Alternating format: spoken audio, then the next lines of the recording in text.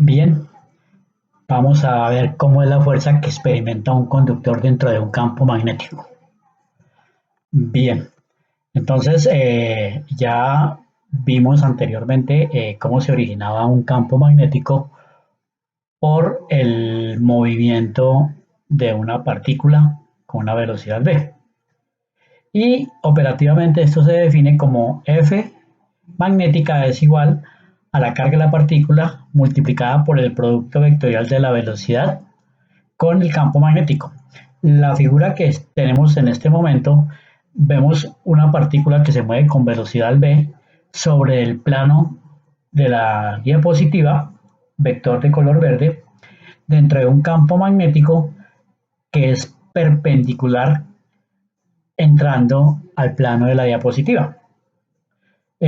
Si trasladamos esto a un diagrama vectorial, entonces tenemos que la velocidad es perpendicular al campo magnético y el producto vectorial de V cruz B es igual a F multiplicado por la carga. Siguiendo la regla de la mano derecha, la fuerza es positiva, pero si la carga fuera negativa, la fuerza sería negativa. Recuerden que el producto vectorial se desarrolla mediante el algoritmo del determinante de B cruz B. Observen ahí el determinante, los vectores de la base i, j, k, las componentes del vector de velocidad, las componentes del vector de campo magnético y todo esto multiplicado por la carga. Adicionalmente, el desarrollo de este determinante se hace por el método de pormenores o con la regla de Sarrus, como a ustedes les parezca mejor. Bien, pero ¿qué sucede si ahora no se mueve una sola partícula, sino muchas partículas confinadas dentro de un conductor? Entonces ahora lo que tenemos son n partículas que se están moviendo a través de un volumen, el volumen del cable. En este caso, el volumen es la sección transversal multiplicada por la longitud del cable. Entonces, la fuerza que se experimentaría sería la suma de todas las fuerzas. Pero antes miremos las unidades. Si tenemos que la fuerza está en newtons, la corriente en amperios y la longitud del cable en metros, entonces se define el Tesla como newton sobre amperio por metro. Y un Tesla equivale a 10.000 Gauss en el sistema CG. Continuando con el tema de la fuerza que experimenta un conductor dentro de un campo magnético y teniendo presente que la fuerza es igual a Q por B, cruz B, para un conductor rectilíneo de sección A y de longitud L por el que circula una corriente, la fuerza a la que éste se ve sometido cuando está dentro de un campo magnético B uniforme será la suma de las fuerzas sobre cada una de las cargas. Pues si se mira únicamente una porción del conductor, pues por esa porción va a pasar cierta cantidad de cargas. Entonces df sería igual a n por a por q delta L delta T, que no es otra cosa que la velocidad multiplicada vectorialmente por el vector de campo magnético. N el número de cargas y Q que van por unidad de volumen y que se mueven a una velocidad delta L delta T, que es el desplazamiento de las mismas. Ahora, el número de cargas en un elemento de volumen de longitud L va a contribuir a la fuerza total. Entonces lo que se hace simplemente es multiplicar el número de cargas por el volumen por la velocidad cruz B. Para determinado número de cargas solamente hay un diferencial de fuerza. Bien, si uno mira la expresión Q sobre delta T de la corriente, entonces esto se puede escribir nuevamente como la integral de I por dl por B seno de teta, tomando la magnitud de la fuerza, donde θ es el ángulo que forma el vector de campo magnético con el vector de longitud del cable. El vector L es un vector de módulo L y es la longitud del conductor y da la dirección y sentido en el que está la corriente eléctrica. Por consiguiente, esta expresión se puede escribir generalmente como F es igual a I L cruz B.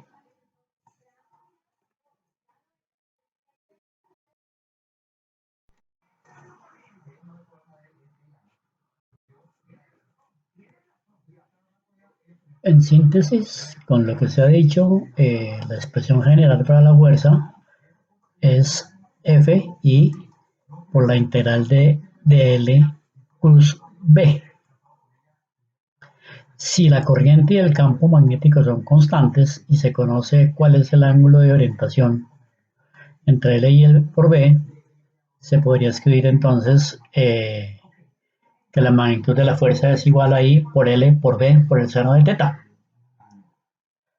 Ahora, si el conductor tiene con una sección constante, pero una forma arbitraria, y el campo no es uniforme, la fuerza se calcula mediante la integral tomando un elemento diferencial de corriente según el sentido de la intensidad. Hay que recordar que el vector L es un vector de módulo L y nos da la longitud del conductor y la dirección y el sentido en los cuales se mueve la corriente. Esta expresión se puede generalizar de la siguiente forma. F es igual a I por L cruz B.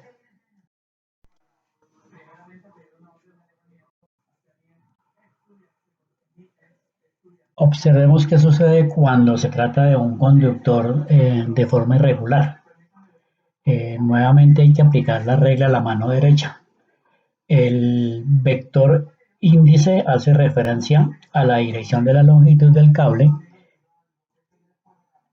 El dedo anular hace referencia a la dirección del campo magnético y el producto vectorial de L cruz B sería un vector perpendicular, el cual se representa con el dedo pulgar. Ahora, independiente de la forma del conductor, si el campo B es uniforme, la expresión anterior se simplifica porque se puede sacar de la integral, así como se ve en la ecuación de abajo. La fuerza total B que se ejercería sobre el conductor de la longitud de L no rectilíneo es la misma que se ejercería en caso de que el conductor fuera rectilíneo. Solamente que en la integral hay que evaluar la integral L en el punto final y en el punto inicial de un conductor equivalente L'.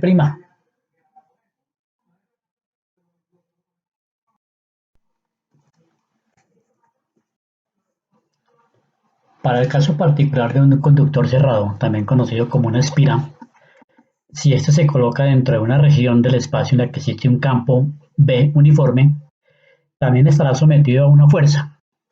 Y la expresión para la fuerza será otra vez I, la integral de L cruz B, pero ahora es igual a cero porque la trayectoria es cerrada. No olviden que hablar de un conductor cerrado se debe entender que está conectado a una fuente de corriente o una fuente de voltaje, porque a veces se pierde la claridad del concepto cuando se habla de espira o conductor, pero no se tiene en cuenta que este debe estar conectado a una fuente de corriente. Ahora, ¿por qué es igual a cero? Porque la suma de todos los vectores diferenciales de L sobre una trayectoria cerrada es nula. En este caso, la fuerza neta ejercida por el campo sobre el circuito cerrado de corriente o espira es cero. Pero mucho cuidado, la espira no va a quedar en reposo, ya que el momento de fuerzas o torque ejercido por las fuerzas magnéticas es diferente de cero. Ahora, recuerden que según la ecuación de la dinámica de rotación, este hecho provoca un giro en la espira, porque aparece un par de fuerzas, dos fuerzas de igual magnitud de diferente sentido, pero aplicado en diferentes partes de la espira, de modo que la aceleración angular adquirida sea paralela al momento de las fuerzas. El momento angular, entonces, es igual al momento de inercia de la espira multiplicado por la aceleración angular. Si hay un cambio en el momento angular, la variación de dl con respecto al tiempo igual a la variación con respecto al tiempo del momento de inercia multiplicado por la velocidad angular. Observen que la velocidad angular tiene componentes vectoriales porque un cuerpo cuando rota no necesariamente lo hace alrededor de un solo eje, lo puede hacer alrededor de tres ejes. Es igual, toda la expresión anterior, ahí por de omega de t, pero de omega de t es la aceleración angular.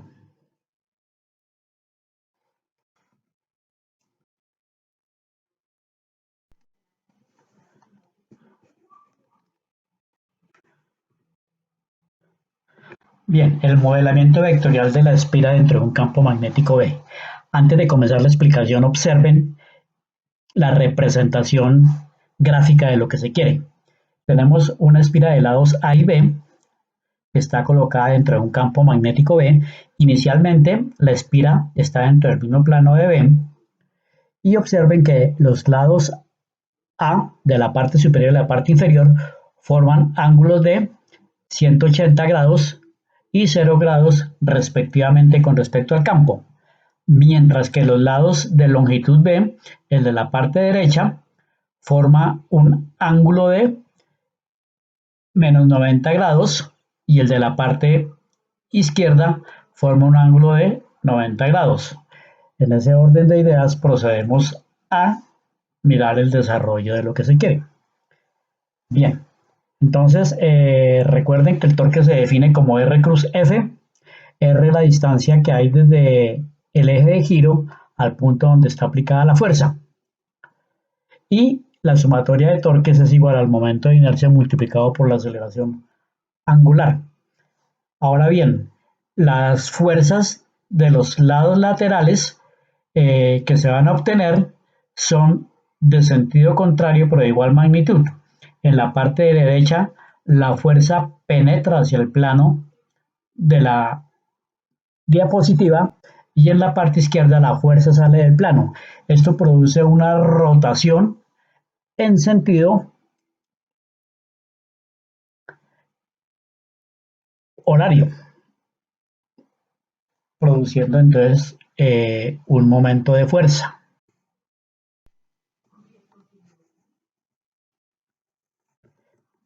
Bien, vamos a sintetizar el modelamiento del comportamiento de la espira que lleva corriente dentro de un campo magnético.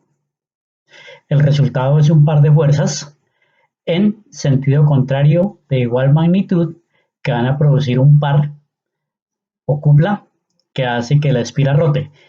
Esto aquí es la vista superior de la espira. Entonces el torque 1 se define como R1 cruz F1, el torque 2 se define como R2 cruz F2. Los dos torques en este caso son paralelos, ¿sí? Y hacen que la espira entonces esté rotando en sentido horario, como se había dicho anteriormente, y el torque resultante va a ser el torque 1 más el torque 2.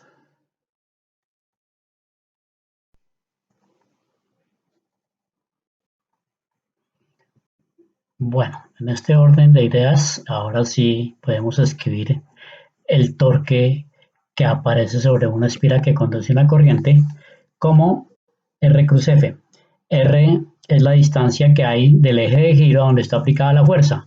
La distancia es a medios, la fuerza es la corriente por la longitud por el campo. En este caso, entonces la longitud es B, que son los lados laterales de la espira, y B mayúscula es el campo magnético. Como los dos torques están en igual sentido, se suman, se puede sacar a medios como factor común, como son dos torques, se cancelan, y nos queda que el torque magnético es igual a I por B por A, donde I por A es el área de la espira multiplicada por la corriente. Esto se conoce como mu y es el momento de dipolo magnético, que no es más que una antena. Debido al momento resultante de las fuerzas, la espira adquiere una aceleración angular paralela a dicho momento y se produce una rotación. Se insiste otra vez en que aquí está el fundamento de cómo funciona un motor eléctrico y a la vez también ya se puede entender que si la corriente es variable se tendría una antena electromagnética. Ahora vamos a ver el caso general, que es cuando el campo B no está contenido en el plano de la espira.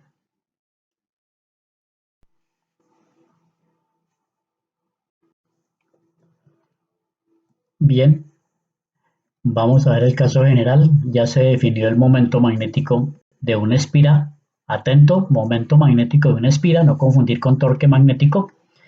El momento magnético de la espira mu, que es independiente del campo magnético y que solo tiene en cuenta las características del conductor, en este caso la intensidad que circula por él y el área del conductor. El vector de área, recuerden que es n, vector unitario, que es perpendicular al área, y tiene un módulo que es el área de la espira. Siempre es de dirección perpendicular eh, y contiene el sentido que le da la regla a la mano derecha. Según esto, mu se puede escribir entonces como I por A. Las unidades de mu en el sistema internacional se observa son la corriente en amperios, el área en metros cuadrados. La expresión general para el momento magnético de una espira es cuando está interactuando con un campo, el torque es igual a mu, que es el momento de la espira, cruz B, que coincide con el resultado obtenido en el ejemplo anterior cuando mu y B son perpendiculares. El momento de fuerza y por tanto la aceleración angular dependerán del ángulo θ entre la espira o el área de la espira multiplicada por la corriente que es mu y el campo magnético externo. Si la espira está colocada con su momento paralelo al campo, es decir, al plano de la espira, tenemos que mu es perpendicular al campo y el momento es paralelo al campo y el momento de fuerza es nulo. Por tanto, la espira no sufre ninguna rotación.